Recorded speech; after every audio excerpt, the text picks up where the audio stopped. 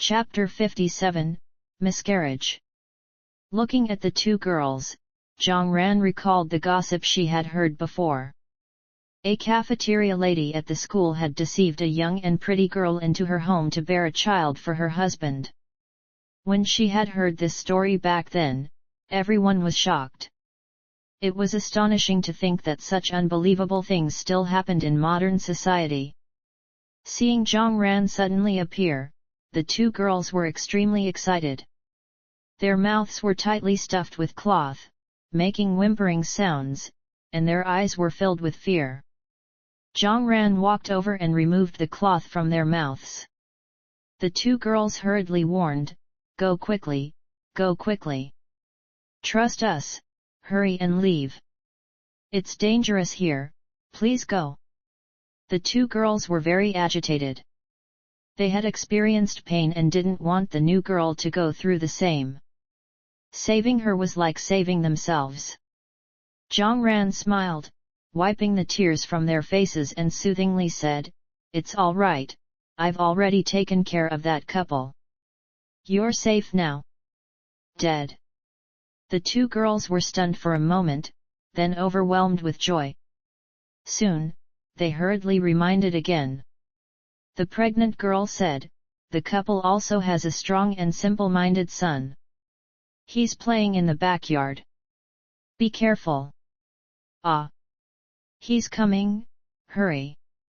The other girl screamed, her face filled with terror, and her body trembling uncontrollably. The pregnant girl cowered in a corner, curling up as if she could avoid being noticed this way. Jiang Ran turned to look. A man with a vacant gaze and a numb expression appeared at the door. He wasn't tall but very muscular. He muttered to himself incessantly, "Having a child, having a child."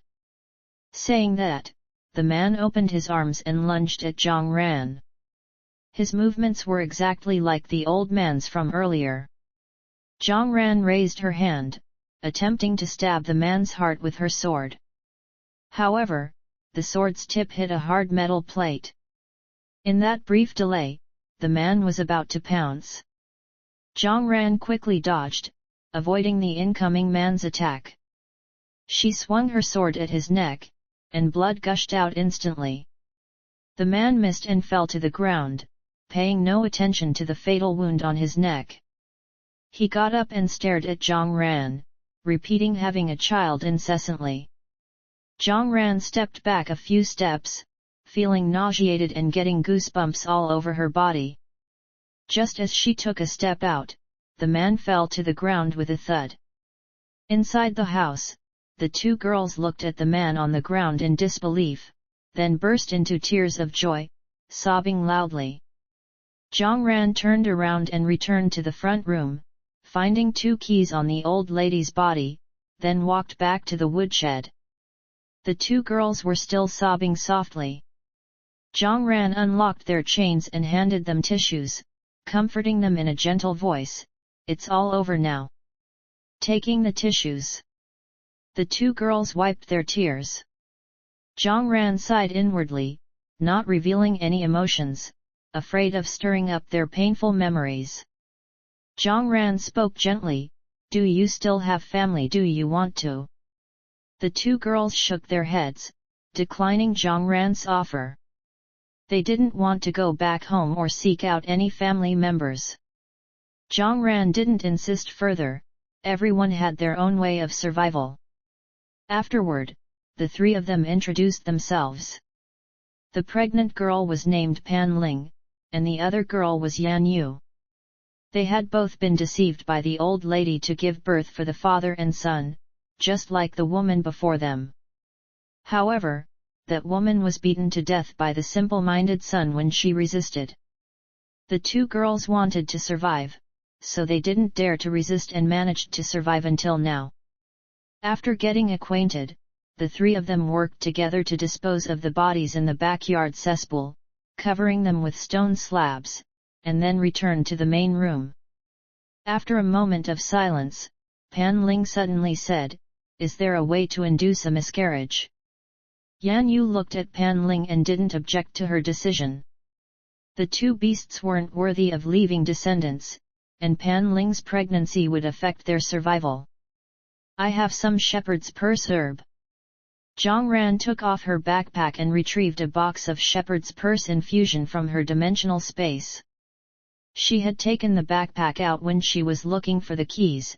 It was more convenient to have a backpack for concealing items. Taking the herb from Jiang Ran, Pan Ling thanked her, and Yan Yu fetched a clean bowl, pouring a bowl of cold boiled water. Looking at the dense rain outside, Pan Ling emptied the entire box of herb into the bowl, stirred it, and drank it. Then she started running and jumping, performing various difficult movements. Shepherd's purse had a blood-moving effect and could treat irregular menstruation. However, it was an absolute taboo for pregnant women. Ingesting a large amount would definitely induce a miscarriage. Moreover, Pan Ling was 2 months pregnant, which was the optimal time for inducing a miscarriage. Soon, Pan Ling began to react, experiencing continuous abdominal pain. Yan Yu quickly helped her lie down on the bed. Jiang Ran sat quietly under the eaves, listening to the gentle rain, gazing in a daze in the direction of the farm. The rain masked the distant sound of gunshots from the farm, as well as the muffled moans of pain from the house behind her. Jiang Ran felt somewhat dejected, her mind a jumble of thoughts, yet also blank at the same time, eventually sighing. After some time passed, the rain lessened, and the house behind her grew quiet.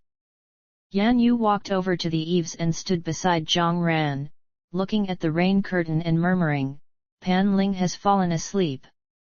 When will you leave? The rain has stopped." Jiang Ran gazed at the drizzling raindrops as if both answering and describing the scene before her. "Thank you." Yan Yu knew that Jiang Ran would leave. They were like ants, while Jiang Ran was a bird. It was destined for her to fly higher. A painful moan came from inside the house. Yan Yu hurried back inside. Jiang Ran extended her hand to touch the raindrops falling from the eaves, then walked to the bedroom door. Pan Ling, pale-faced, was curled up in the blanket, and Yan Yu was wiping her sweat with a warm towel. Afterward, Jiang Ran left 2 buckets of powdered milk and left in the light rain. After comforting Pan Ling, Yan Yu got up and walked into the living room. She wanted to say something to Jiang Ran, but she didn't see her figure. She only saw 2 unopened buckets of powdered milk on the table. She smiled, holding the buckets of milk and entering the bedroom, sitting by the window and murmuring, "Let's depend on each other from now on." Half an hour later, Jiang Ran woke up on the sofa in her rented apartment. The tablet was still playing TV shows automatically, with less than 20% battery remaining. She stretched lazily, paused the video, and plugged in the tablet to charge. Then she went to the kitchen, boiled some water, and took out soybean powder from her dimensional space, making a cup of sweet soy milk. Jiang Ran preferred fragrant and sweet soy milk over regular milk. The rain outside grew heavier. Raindrops the size of soybeans tapped against the window, creating a continuous sound as if they might shatter the glass and fall in at any moment. Beep, beep, beep. Her wristband emitted a series of notification sounds. Jiang Ran returned to the sofa and picked up her phone from the table, checking the messages. The safe zone was recruiting task takers to deal with evolved creatures on the farm. The reward was generous, but Jiang Ran wasn't interested. She had just escaped from there and wasn't lured by any benefits. What would she do by going back? Furthermore, the things in the mist were quite strong. Her current strength wasn't enough to deal with them, so it was better to stay put and consolidate her strength.